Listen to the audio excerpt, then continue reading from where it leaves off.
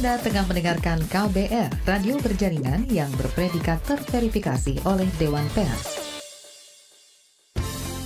Saatnya Anda dengarkan Ruang Publik KBR yang dipersembahkan oleh AIDS Healthcare Foundation AHF. Halo, kita berjumpa kembali dalam Ruang Publik KBR yang dipersembahkan oleh AIDS Healthcare Foundation AHF. Tema kita pagi hari ini, dukungan psikososial bagi ODIF, perkuat jiwa, tebarkan harapan. Saudara, tahun lalu Kementerian Kesehatan Kemenkes melaporkan lebih dari 515.000 kasus HIV yang terjadi. Dari jumlah tersebut, 88%-nya telah terkonfirmasi orang dengan HIV atau ODIF. Namun, hanya 40% saja yang menerima pengobatan HIV. Mayoritas berasal dari kelompok usia 25 sampai 49 tahun. Global UNAIDS menyebut orang muda dengan HIV rentang usia 10 sampai 24 tahun memiliki resiko lebih tinggi mengalami depresi dan juga kecemasan. Kondisi ini menghambat upaya pengobatan dan perawatan. Untuk itu, dukungan psikososial dari orang-orang terdekat dan pendampingan bagi ODIF jadi penting untuk meningkatkan efektivitas ODIF dalam menjalani pengobatan antiretroviral atau ARV. Kita akan berbincang lebih jauh soal ini. Anda bisa bertanya atau memberikan komentar melalui telepon bebas pulsa di nomor 0800 245 7893, WhatsApp di 0812 118 8181. Anda juga dapat menggunakan fitur live chat YouTube Berita KBR atau mention ke Instagram @kbr.id. Perbincangan ini bisa disimak juga di 100 radio jaringan KBR seluruh Indonesia dari Aceh sampai Papua, dan di Jakarta dapat mendengarkan kami di 94,3 FM Good Radio Jakarta atau live streaming via website kbr.id. Bersama saya Deborah Tanya pagi hari ini sudah hadir narasumber kita. Saya akan menyapa Mas Asep Eka Nur Hidayat, Country Program Manager AHF. Selamat pagi. Halo. Selamat pagi, Deborah. Apa kabar Mas Asep? Nah, alhamdulillah baik. Selanjutnya saya mau menyapa Ibu Puji Astuti, Program Koordinator RSUD Wangaya Denpasar, Bali. Selamat pagi Ibu, apa kabar? Selamat pagi Mbak Deborah, baik, terima kasih. Terima kasih, cerah-cerah sekali ya hari ini ya.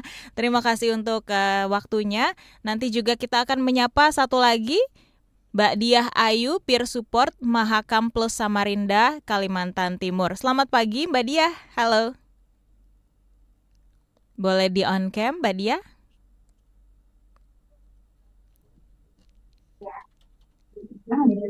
Ya, halo, selamat bergabung. Iya. Maaf masih di layanan Bu, sebentar ya. Iya, Mbak Diah. Oke. Baik, kita akan berbincang dengan Mas Asep dulu nih. Mas Asep dari AHF. Mungkin sebagai lembaga yang fokusnya kepada pencegahan, perawatan, dan juga advokasi HIV/AIDS sudah ada di 45 negara juga termasuk Indonesia ini AHF. Kita mau dengar juga nih Mas Asep, apa saja program AHF yang mengakomodir kebutuhan ODIF di Indonesia? Ya, baik, terima kasih. Selamat pagi Bapak Ibu sekalian. Jadi sebelum mungkin saya menjelaskan terkait dengan program apa saja yang AHF lakukan untuk mengakomodasi kebutuhan ODIF, mungkin mohon izin kami memperkenalkan AHF terlebih dahulu ya. Jadi AHF atau AIDS Healthcare Foundation ini adalah suatu organisasi masyarakat internasional, jadi yang bersifat nirlaba, non-pemerintah, non-politik, dan non-sektarian yang didirikan pada tahun 1987 dengan kantor pusatnya di Los Angeles, Amerika Serikat. Saat ini AHF memiliki 4 kantor regional di Afrika, Eropa Timur, Amerika Latin, dan Asia. Dan hingga tahun 2024 ini AHF telah memiliki lebih dari 6.500 staf, Mbak Deborah, di lebih dari 45 negara, tepatnya di 46 negara. 46, oke. Ya, 46 negara. Secara general, misi utama AHF adalah untuk membantu orang dengan HIV atau biasa kita sebut dengan ODIF untuk mendapatkan akses perawatan, dukungan dan pengobatan yang tepat, ya, khususnya bagi masyarakat yang tidak mampu. Adapun terkait dengan pertanyaan Mbak Deborah tadi untuk program kami yang mengakomodasi kebutuhan audit di Indonesia, kami saat ini bekerja sama dengan Kementerian Sosial Republik Indonesia dalam penyelenggaraan program rehabilitasi sosial dalam pencegahan, deteksi dini HIV, perawatan, terapi, dan dukungan bagi ODIF, termasuk pendampingan mereka agar tidak terjadi gagal terapi atau biasa kita kenal dengan loss to follow up atau LTFU. Nah, dalam memorandum kerjasama kami dengan Kementerian Sosial, ada dua ruang lingkup utama sebetulnya dalam program kami. Yang pertama adalah mitigasi dampak penanganan HIV melalui rehabilitasi sosial bagi ODIF, termasuk di dalamnya ada pengembangan kebijakan, ada promosi, serta edukasi kesehatan. Dan yang kedua adalah adanya peningkatan akses layanan kesehatan ODIF, baik itu untuk akses deteksi dini HIV, dukungan biaya rawat jalan tes, terus juga pendampingan sosial dan psikososial sesuai dengan kebutuhan masing-masing di mitra kami. Demikian Mbak Deborah. Terima kasih. Oke, baik, ke Bu Puji, Ibu sebagai salah satu narsum kita dari program koordinator di RSUD Wangaya Denpasar, boleh diceritakan situasi di rumah sakit dan apa saja yang Ibu lakukan di sana? Ya, terima kasih Mbak Deborah. Semoga pemirsa KBR ya dalam kondisi sehat-sehat. Jadi perkenalkan diri dulu, saya Pujastuti, saya sebagai koordinator klinik Merpati namanya kalau di tempat saya ya, PCT Merpati. Letaknya di tengah kota Denpasar, Mbak Deborah. Jadi di Denpasar, saya bekerja di Rumah Sakit Wangayo sudah dari tahun 2005. Dari awal berdirinya VCT ya, VCT saya sudah di situ sampai sekarang. Jadi di Rumah Sakit Wangayo sendiri adalah bekerja dengan AHF, kita dijadikan mitra dari tahun 2021. Banyak sekali kemudahan-kemudahan bagi pasien yang pasti mendapatkan akses dukungan. Mungkin hari ini yang akan tema kita adalah dukungan psikososial ya, banyak sekali kita mendapatkan dukungan. Sebelumnya memang sebelum kita bermitra dengan AHF memang kita mendapatkan dukungan juga dari pemerintah, salah satunya karena adalah ARV. Dengan adanya AHF masuk, jadi banyak sekali kita mendapatkan dukungan yang positif ya bagi pasien. Tidak semua pasien mempunyai BPJS, Mbak Deborah. Sehingga di salah satu poin dari AHF adalah membantu pasien-pasien kita yang tidak mempunyai jaminan. Salah satunya adalah registrasi. Pasien ada beberapa pasien yang tidak mampu ya Mbak Deborah, tidak semua pasien di Denpasar ini mampu dan tidak semua pasien juga mempunyai akses BPJS sehingga nilai plusnya adalah pasien tetap bisa berobat Mbak, karena di Denpasar ini adalah paling banyak ya kasus-kasus HIV. Di sini adalah populasinya juga banyak, beberapa populasinya ngumpulnya di Denpasar karena Denpasar ini adalah kota yang rame ya. Banyak penggemarnya, mereka berdatangan bekerja, salah satunya adalah pekerja sosial, pekerja seks, sehingga penularan kasus HIV di Denpasar Bali sangat tinggi. Dengan adanya HIV di sini kita banyak terbantu, Mbak Deborah. Iya. Terima kasih. Iya, sangat mulia sekali Ibu Puji. Sudah lama juga ya Bu, dari 2005 ya? Ya. Luar biasa. Dan kita ke Mbak Diah. Mbak Diah, bisa dinyalakan untuk kameranya Mbak? Mbak Diah ini selaku peer support Mahakam Plus Samarinda, Kalimantan Timur. Mungkin kita mau kenalan juga nih Mbak, bisa diceritakan tentang Mahakam Plus ini komunitas seperti apa dan program apa saja yang dilakukan. Silakan. Ya, Mbak Diah. Oke. Ya, maaf ini saya masih di Puskesmas soalnya. Iya. Mbak Diah, untuk kameranya boleh diputar di landscape? Bentar ya. Iya, oke, baik. Baik, ya terima kasih Ibu. Perkenalkan, saya Diah Mariati dan saya sebagai pendukung sebaya di Mahakam Plus. Wilayahnya itu lebih tepatnya di Kalimantan Timur. Dan saya sebagai pendukung sebaya wilayah di wilayah kota di Samarinda kota. Itu aja dulu ya Bu ya. Oke, baik. Mungkin untuk programnya seperti apa nih Mbak dari Mahakam Plus, khususnya yang terkait dengan ODIF? Kalau untuk program, saya hanya sebagai pendukung sebaya sih, untuk teman-teman yang HIV positif gitu. Baik, baik kita ke Mas Asep. Mas, untuk khusus untuk dukungan psikososial seperti tema kita pagi hari ini, sejauh mana untuk dukungan yang diberikan dalam program AHF sendiri? Ya, jadi sebetulnya AHF ini kan sebagai ormas internasional, kita bukan sebagai implementer langsung ya, yang berhubungan langsung dengan klien gitu. Di lapangan kami bekerja sama dan mendukung layanan kesehatan. Kita ada tadi Bu Puji sebutkan juga, termasuk salah satunya layanan kesehatan di mana Bu Puji bekerja. Kita ada 17 mitra saat ini, baik itu rumah sakit, puskesmas maupun klinik, baik pemerintah dan swasta. Dan kami juga saat ini bekerja sama dengan LSM-LSM lokal yang saat ini kami bekerja sama dengan LSM 6 LSM lokal untuk menjalankan program.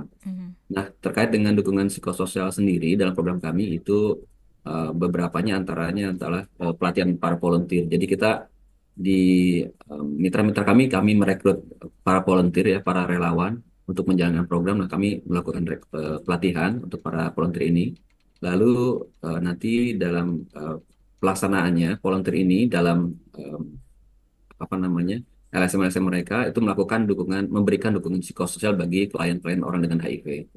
Nah, lalu juga kami juga memberikan penguatan kapasitas secara kelompok gitu ya, terutama untuk teman-teman di LSM. Seperti itu Mbak Deborah. Oke, Mas Asep, mungkin bisa diceritakan juga gimana ya mengukur efektivitas program yang sudah AHF jalankan sampai sejauh ini, khususnya dalam membantu ODIF.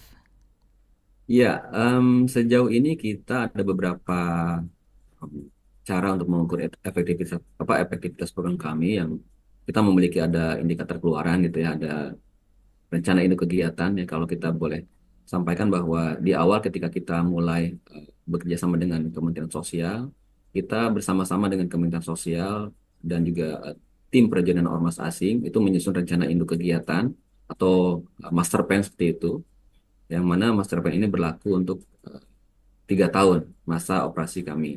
Lalu kita juga ada rencana kerja tahunan yang mencakup indikator keluaran dan hasil yang diharapkan.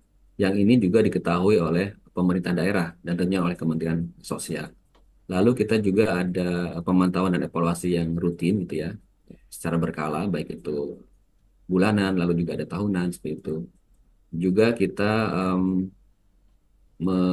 menggali laporan-laporan yang diserahkan atau dikirimkan oleh mitra-mitra kami yang ada di lapangan. Itu Mbak, untuk menjamin. Baik, kita ke Bu Puji.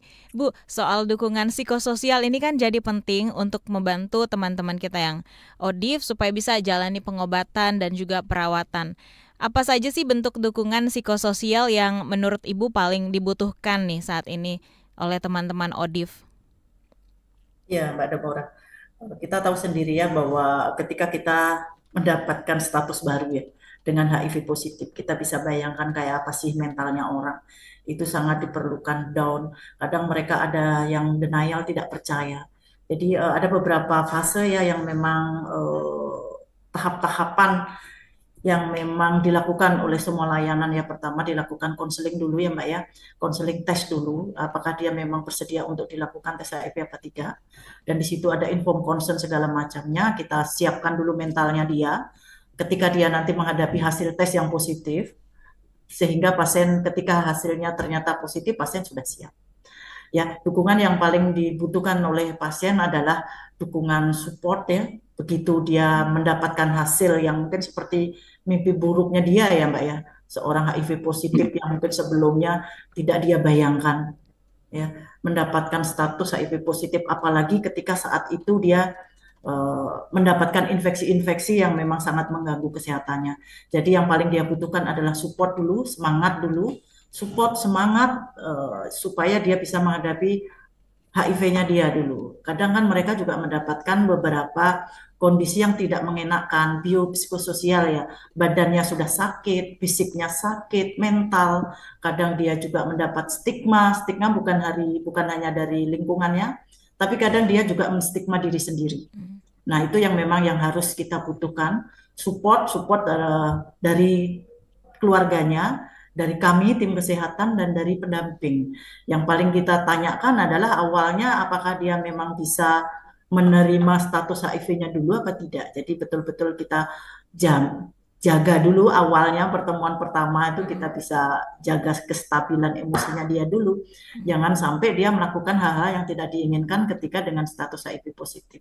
Itu dukungan support itu didapatkan dari keluarga, dia sendiri, kami petugas kesehatan dan dari kelompok dukungan sebaya.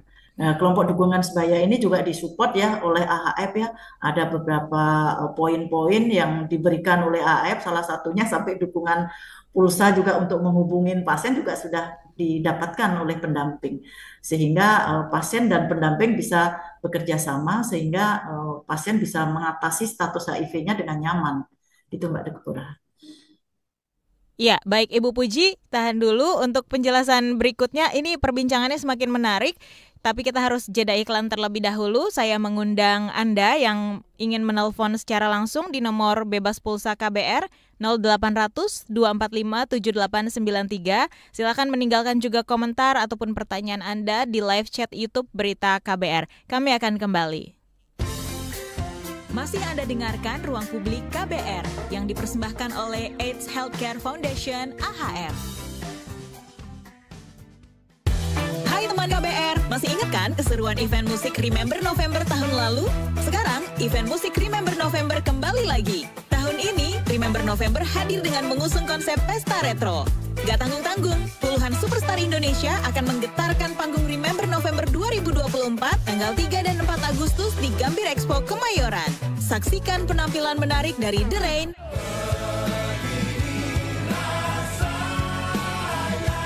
Mahalini,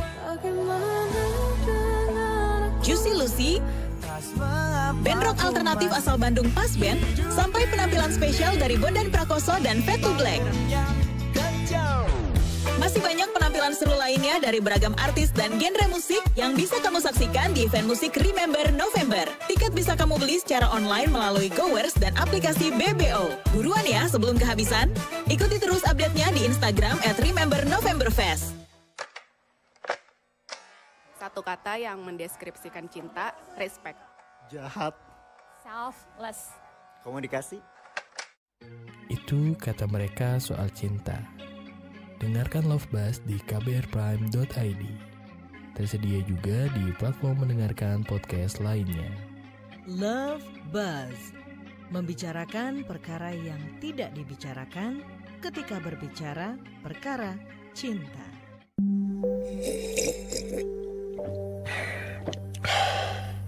Yakin, cukup teh doang. KBR Sore, siap menjadi teman sore hari kamu, biar kamu gak kesepian. Dapatkan rangkuman perkembangan berita terpenting di sore hari dari bidang politik, ekonomi, sosial, budaya, dan olahraga dari dalam dan luar negeri. Simak KBR Sore setiap hari Senin sampai Jumat mulai pukul 16 di radio jaringan KBR seluruh Indonesia dan di kbrprime.id, search KBR Sore.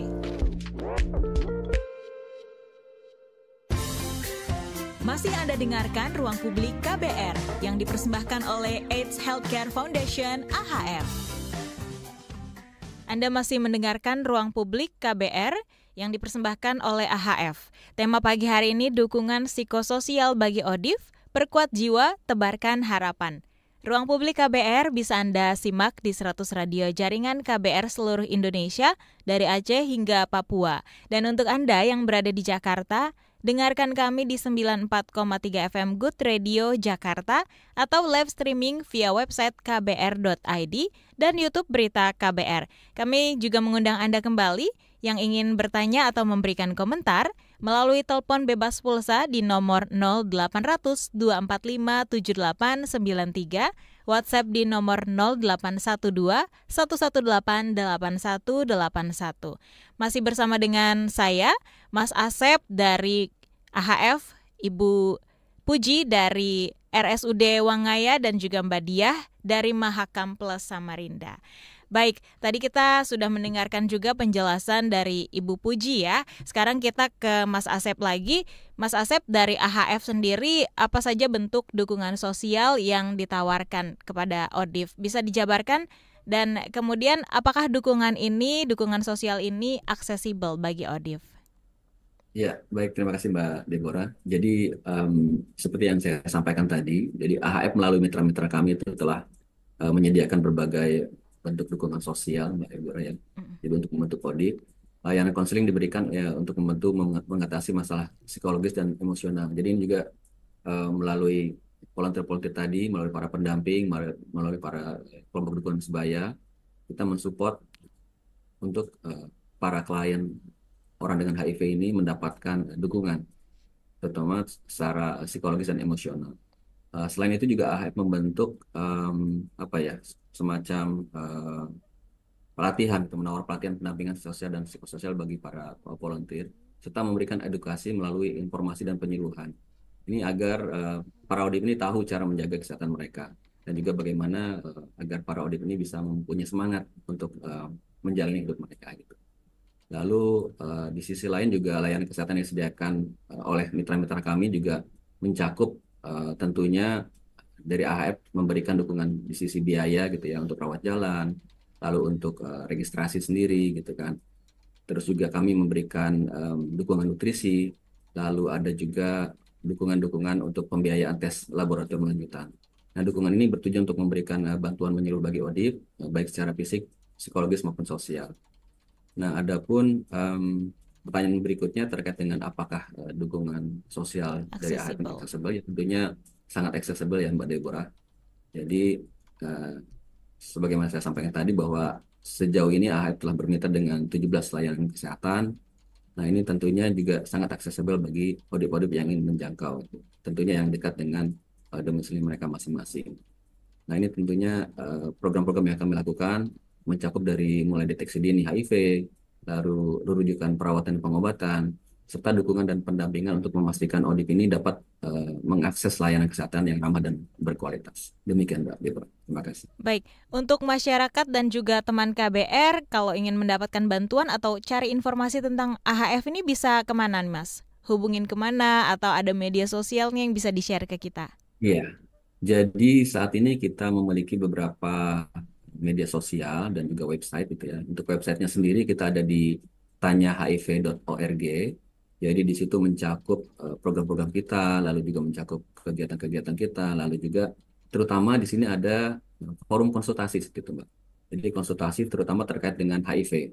Jadi bagi teman-teman yang mungkin ingin berkonsultasi, misalkan ingin mendapatkan konsultasi terkait dengan kesehatan seperti itu, tidak hanya HIV, terkait dengan kesehatan juga kami sediakan. Lalu untuk media sosialnya sendiri kita ada Instagram, ada Twitter, ada YouTube, juga ada TikTok.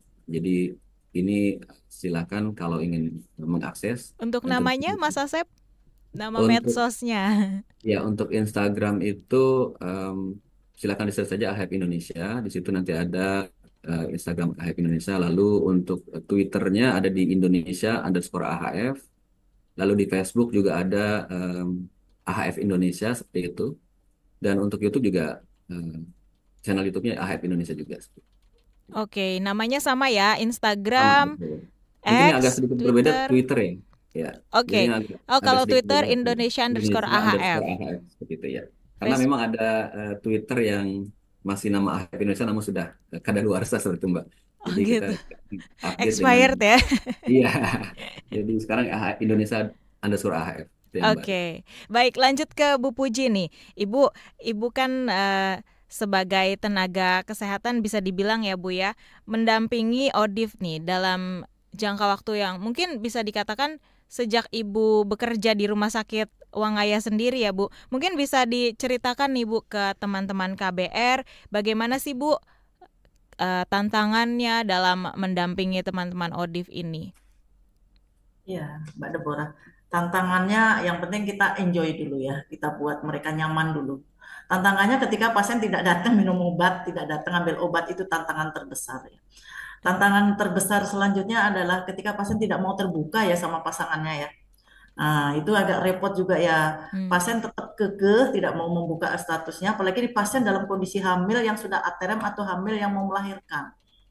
Nah, di saat ini kan masih pakai operasi ya Mbak ya. Ketika pasien tidak mau terbuka sama suaminya. Jadi si suaminya itu bertanya sama kita, kenapa harus operasi? Kenapa tidak boleh menyusui? Itu tantangan terbesar bagi kita. Sedangkan si istri tidak mau dibuka dulu statusnya sama suaminya. Itu sangat-sangat berat bagi kami. Apa yang harus kita lakukan? Tantangan berikutnya ketika pasien tidak minum obat.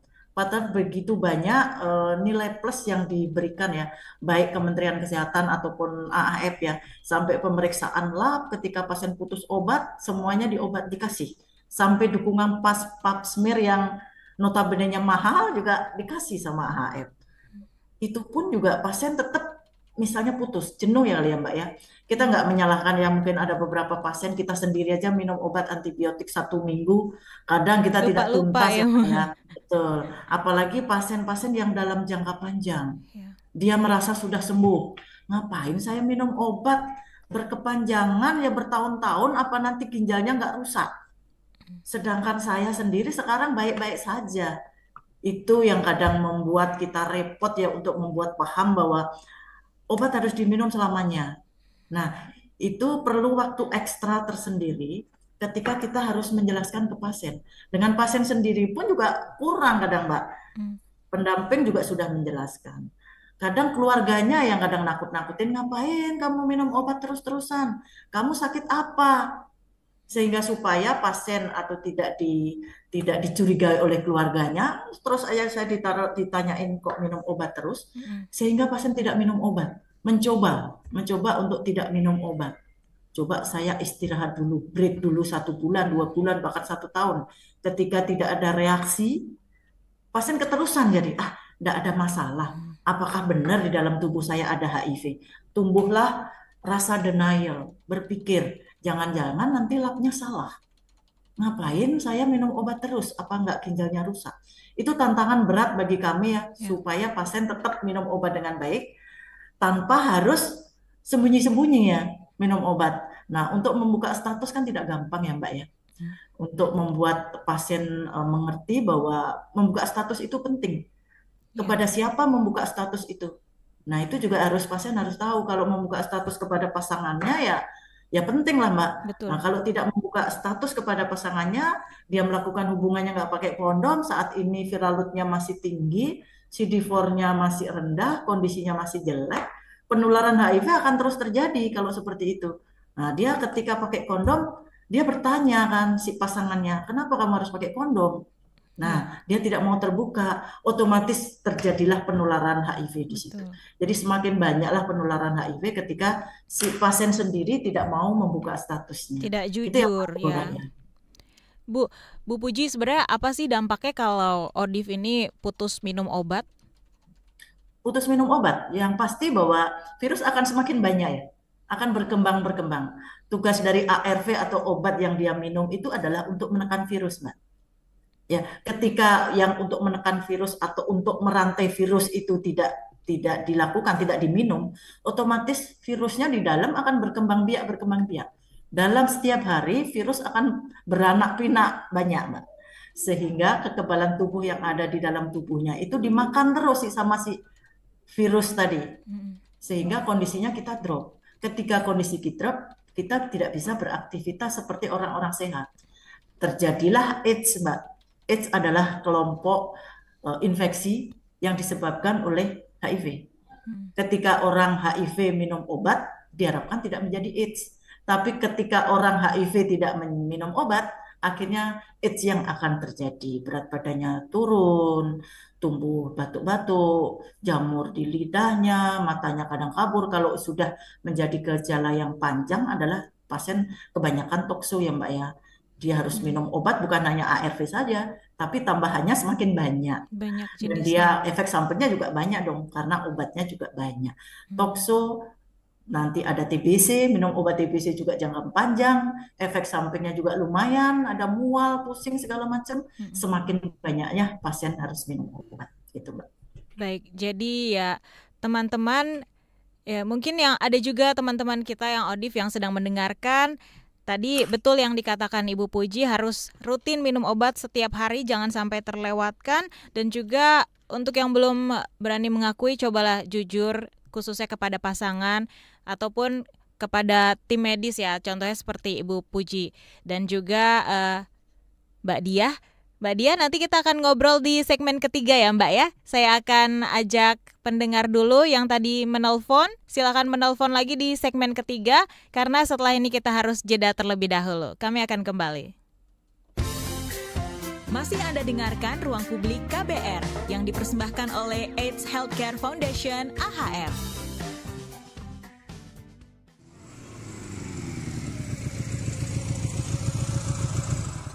BC paket.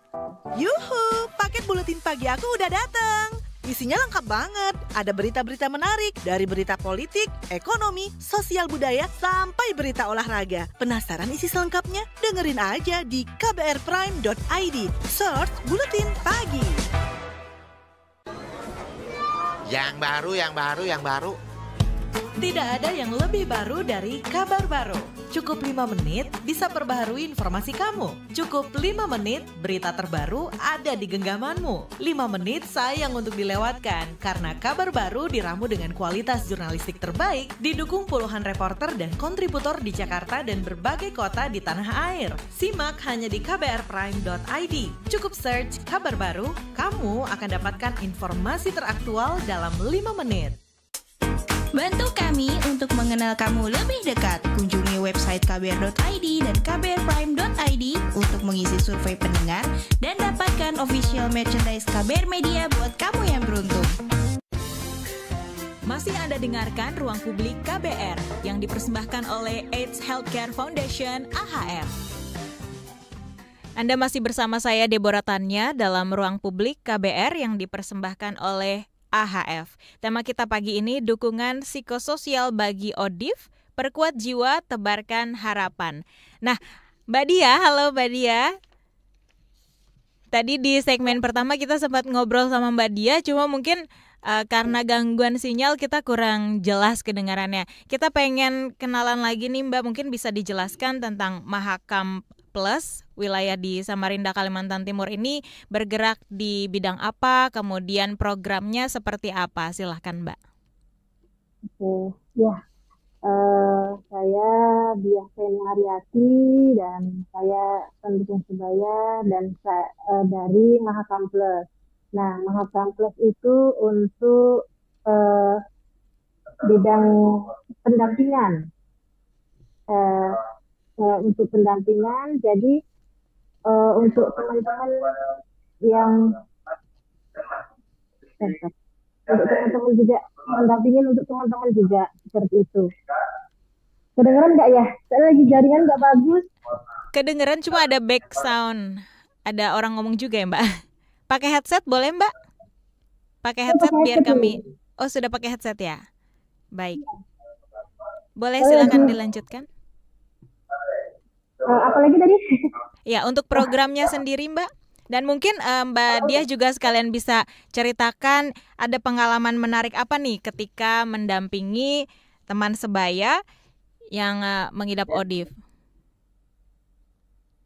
Kalau pengalaman apa ya? Yang pengalaman menarik sih menarik semua. Karena saya juga dari bergabung di pendukung sebaya itu dari tahun 2013. Dan pengalaman menarik buat teman-teman yang awalnya nggak percaya dengan status HIV positifnya dan tidak mau minum obat, terus pengobatan dan akhirnya kembali lagi. Dia bilang, ternyata benar ya kata Mbak Diah itu, kalau saya nggak minum obat saya seperti ini. Itu yang pengalaman menarik sih buat saya. Seperti itu Bu. Baik kita ke Mas Asep. Hasil penelitian Jaringan Indonesia Positif JIP bulan Mei sampai Oktober 2023 menyatakan stigma maupun diskriminasi dari dan bagi ODIF masih terjadi. Dari dalam diri ODIF ini mencapai 35,9%, sedangkan dari luar 13,4%. Dan 21,5% ini dari tenaga kesehatan. Bagaimana Mas Asep melihat stigma dan diskriminasi yang masih sering dialami oleh ODIF ini? Apa yang perlu dilakukan agar pemahaman dan toleransi masyarakat kita meningkat? Iya, tentunya ada beberapa hal yang bisa kita lakukan gitu ya. Terutama yang paling utama adalah edukasi gitu ya. Meskipun sebetulnya HIV AIDS sendiri sudah cukup lama ada di Indonesia gitu ya. Program-program sudah ada dan kita tahu bahwa Kementerian Kesehatan sudah cukup baik dalam bagaimana mengkoordinasikan program-program terkait HIV. Namun tentunya di sisi edukasi masih terus perlu dilakukan karena masih terjadi stigma, diskriminasi, bahkan di petugas layanan kesehatan pun masih ada hal seperti itu. Ini yang tentunya adalah yang paling utama adalah edukasi seperti itu. Mungkin itu yang paling utama dari kami. Terima kasih. Baik. Tanggapan dari Ibu Puji nanti dilanjutkan dengan Mbak Diah terkait hasil riset dari JIP nih. Masih banyak terjadi stigma baik dalam diri ODIF-nya, dari luarnya, bahkan dari tenaga medis juga. Silakan Ibu. Ya, kalau stigma diskriminasi walaupun kadang kita untuk meminimalkan itu terjadi. Seperti yang saya bilang tadi, diskriminasi stigma kadang juga dari diri sendiri. Kalau dari petugas kesehatan, kalau di maaf mungkin di tempat lain kali ya, kalau di kami sudah biasa ya, dari bedah mulut, operasi bedah mulut segala macam itu sudah biasa. Kalau di rumah sakit kami, Rumah Sakit Wangayo, bahkan setiap hari ada yang operasi bedah mulut tuh biasa. Ketika itu ada, ternyata di luar saya ternyata ada. Jadi memang seperti Pak Asep bilang ya perlu edukasi. Kalau memang ada pelatihan, ada EPT, expert patient trainer, mungkin di situ ada role modelnya. Kenapa harus didiskriminasi stigma ini loh, seperti Mbak Diah tadi juga bilang, ada sebagai role model ya Mbak ya, bahwa orang HIV nggak usah ditakutin. Emangnya ada apa dengan HIV? Obatnya sudah ada gitu loh. Ya, itulah perlu sekali lagi kita bergandengan tangan juga dengan kalau di Bali ada namanya ini Mbak, Desa Peduli AIDS. Oke. Ya, di situ kita bekerja sama dengan Banjar, namanya Banjar. Kalau di luar namanya ini ya RT RW gitu ya. Jadi kepala RT RW itu kita kasih penyuluhan tentang HIV AIDS. Di situ nanti di RT RW-nya dia, kalau di Bali di Banjar-Banjarnya dia juga yang harus memberikan edukasi ke masyarakat ketika ada pertemuan-pertemuan seperti itu. Jadi HIV itu bukan lagi sosok yang menakutkan ya, sesuatu yang perlu ditakutin. Tidak masalah dengan HIV. Orang HIV pasangannya negatif banyak, anaknya negatif banyak, dia masih bisa produktif ya, sama dengan yang lain. Cuma bedanya minum obat aja ya. Minum obat sekarang simpel Mbak, minum obat cuma satu macam, satu biji. Kalau kita nggak HIV juga sama juga minum obat vitamin. Kalau dibandingkan penyakit lain, HIV lebih simpel ya. Apalagi dengan COVID ya. Kalau dulu COVID kan mengerikan ya, kita harus dikurung. Kalau HIV enggak. Kita harus pakai masker. Kita nggak boleh kemana-mana. Kalau HIV mau keluar negeri, mau kemana-mana bebas. Jadi nggak ada yang harus dispesialkan dengan HIV. Yang penting kan edukasi. Pengertian di masyarakat memang perlu diluruskan bahwa HIV bukan sesuatu yang menakutkan. Kalau orang kena HIV bukan segalanya itu selesai. Betul. Yang penting minum obat, dia juga masih bisa produktif, istri atau pasangan tetap menjadi negatif, anak-anak negatif banyak, apalagi sudah viral load-nya nanti sudah tidak terdeteksi, dia juga bebas. Gitu loh Mbak. Baik. Mbak Diah. Ya, silakan Mbak Diah melanjutkan, menanggapi. Soal ya yang stigma diskriminasi yang masih banyak terjadi di dalam diri ODIF maupun dari luar dirinya. Kalau selama saya di layanan sih, kalau diskriminasi tidak ada di layanan. Yang seperti kata Ibu Puji tadi, untuk melakukan kayak operasi di mana kayak di poli gigi atau melahirkan tidak, dia akan menerima dokter gitu loh.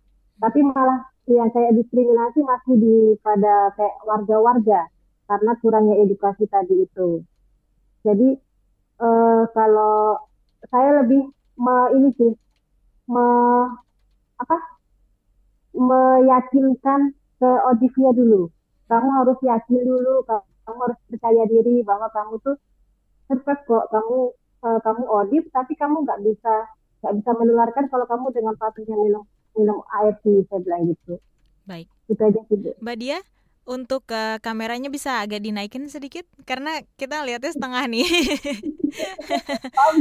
Iya, oke. Nah, kita akan membacakan dulu pertanyaan dan komentar yang sudah masuk ke YouTube Berita KBR. Yang pertama dari Eva Chan. Ibu Puji ingin tanya, apakah ada peran pencegahan dari rumah sakit atau pemerintah setempat dalam pencegahan HIV/AIDS? Karena Bali penyebarannya cukup tinggi. Kemudian ada pertanyaan juga untuk Mas Asep.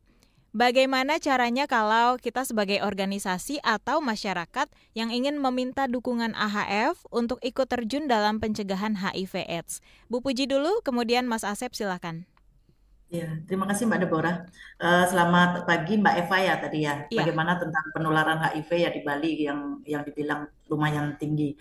Ya AHF lagi memberikan support ya. Kondom pun juga kita diberikan oleh AHF. Kondomnya nggak ece-ece lah. Kita membeli kondom itu yang bagus.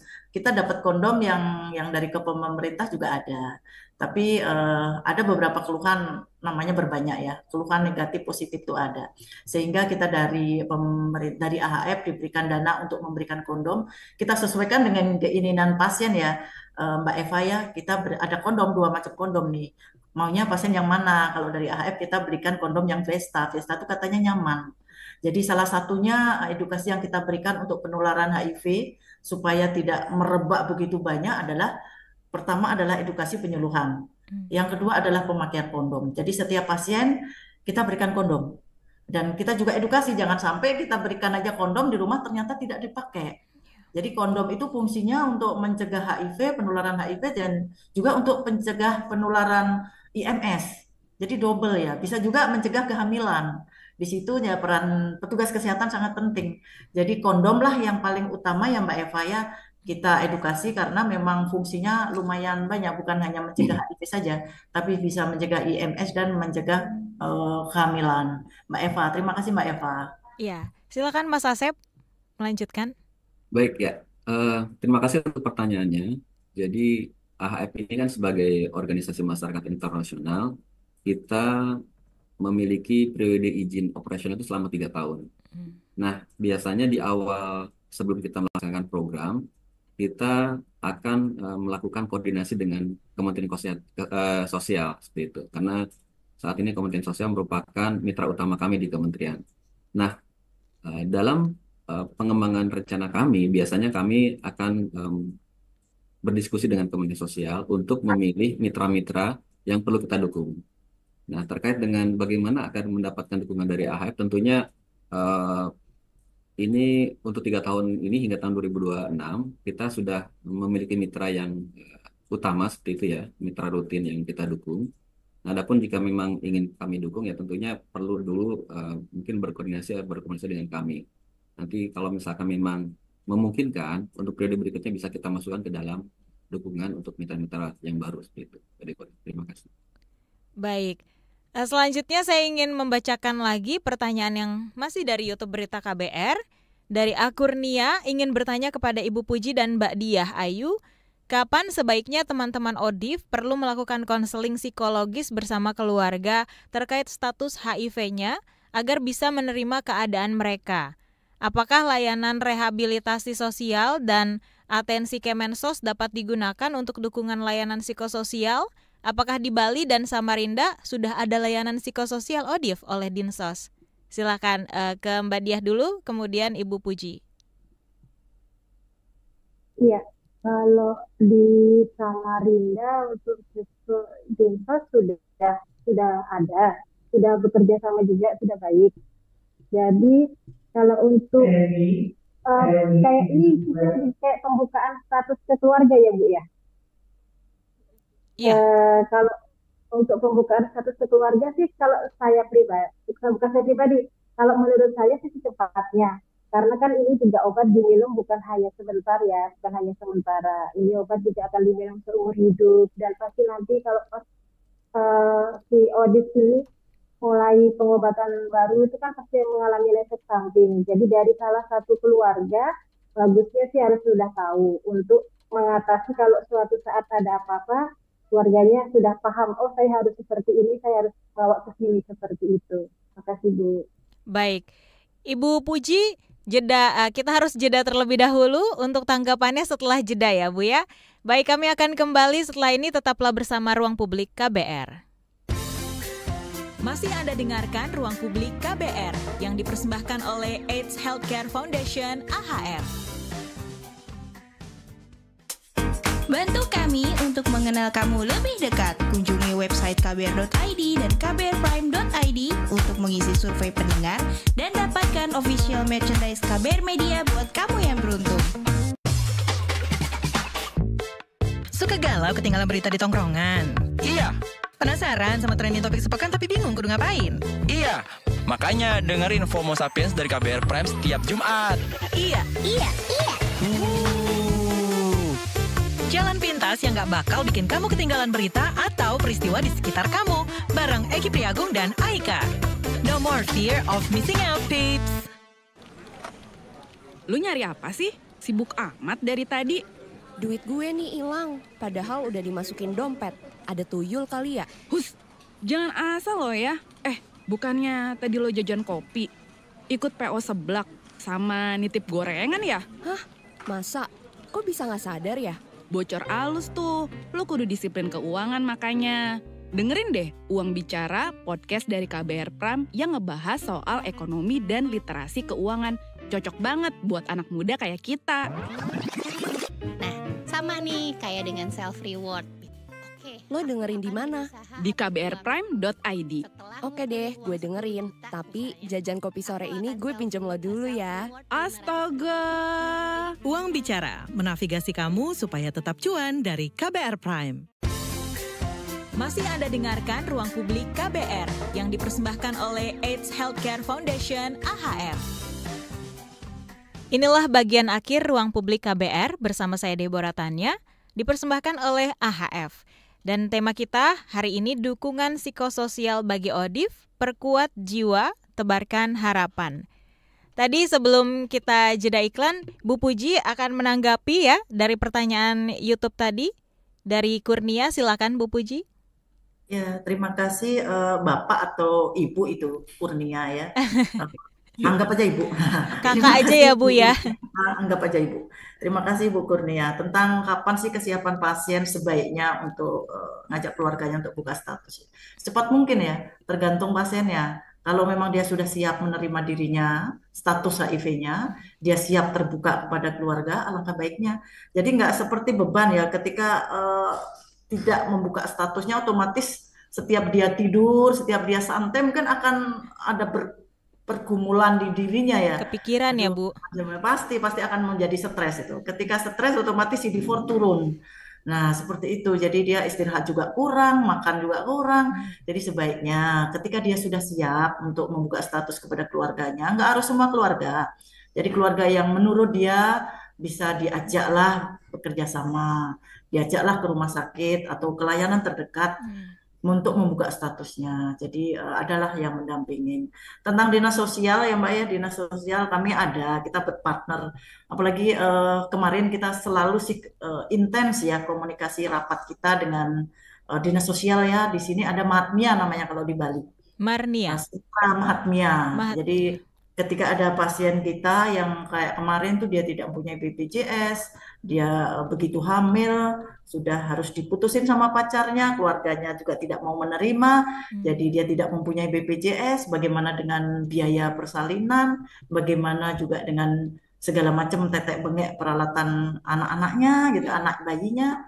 Jadi kita connect dengan Yayasan Sentra Mahatmia, di sana ada beberapa item yang memang bisa dibantu oleh yayasan tersebut, itu Kementerian Sosial. Jadi seperti peralatan bayi, dia juga bisa membantu pendukung yang dibiayai oleh AHF juga bisa membantu untuk memfasilitasi, membantu untuk pengurusan BPJS, untuk pengurusan KTP, dan dia juga mengakses layanan di rumah sakit kami dibantu oleh pendamping supaya cepat mendapatkan BPJS. Jadi si pendamping tadi juga memfasilitasi untuk ke dinas sosial untuk mendapatkan KTP. Dari KTP tersebut untuk mendapatkan atau mengakses BPJS. Sehingga pasien bisa mendapatkan layanan tanpa harus minta sumbangan ke sini ke sana ke sini. Sehingga pasien juga nyaman, dia berobat bisa dengan tenang.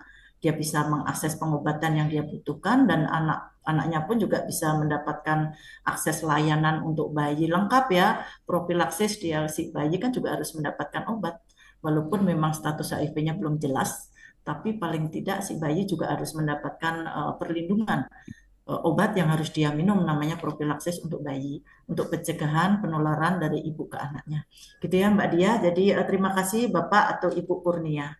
Iya, lanjut lagi ada satu pertanyaan dari Radio GTP FM. Ini menurutnya mantap lah topiknya, namun penyakit HIV bisa dilihat dari gejala yang dialami oleh penderita. Mungkin maksudnya gejala-gejala seperti apa nih yang mudah terlihat ketika seseorang itu terkena HIV? Mungkin ada kondisi-kondisi khusus yang menunjukkan, silakan Ibu Puji lagi ya. Baik. Jadi kalau awalnya kita terinfeksi HIV belum kelihatan ya Mbak ya, belum kelihatan. Itu perlu waktu. Ya tergantung juga ya kondisi kita, kualitas hidup kita. Nanti ada beberapa juga yang sudah 2 tahun, 3 tahun ternyata sudah menimbulkan gejala. Ada juga yang sampai saat ini pasien saya ada 6 tahun tidak mau minum obat. Saya nggak ngerti karena apa, tapi kondisinya, tapi jangan ditiru yang seperti itu. Ya, jangan ditiru. Jadi untuk HIV dia memerlukan waktu untuk terjadi infeksi. Awal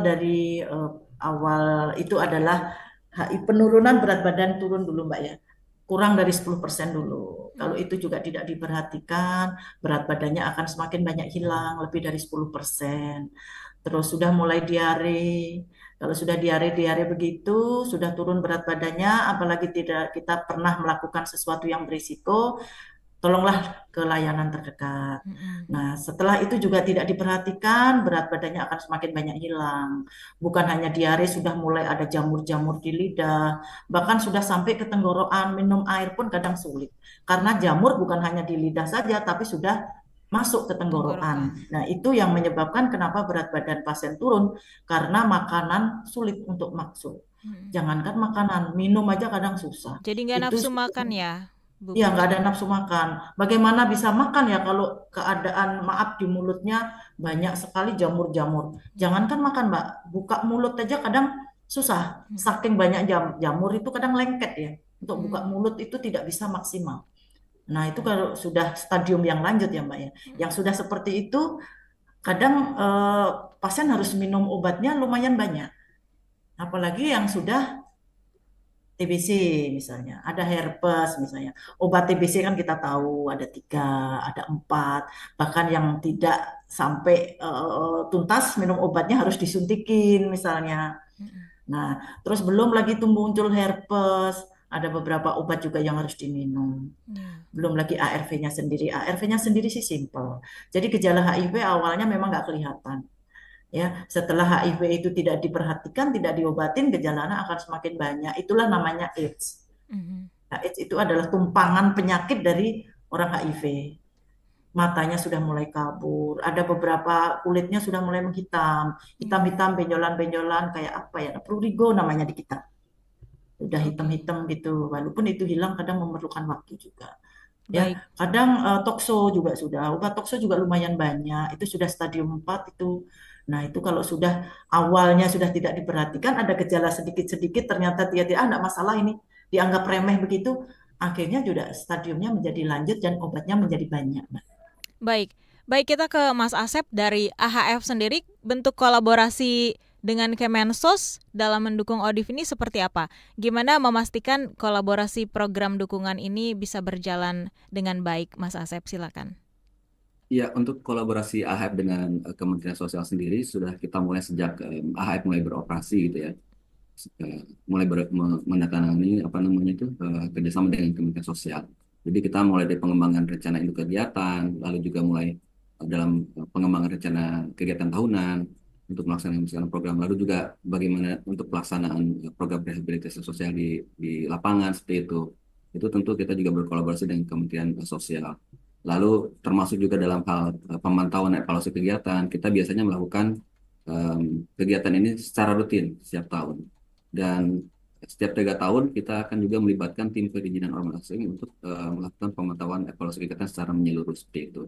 Dan di sisi lain juga dalam sisi publikasi juga kita bekerja sama dengan Kementerian Sosial, kita harus izin dulu kepada Kementerian Sosial ketika kita ingin mempublikasikan suatu hasil program seperti itu.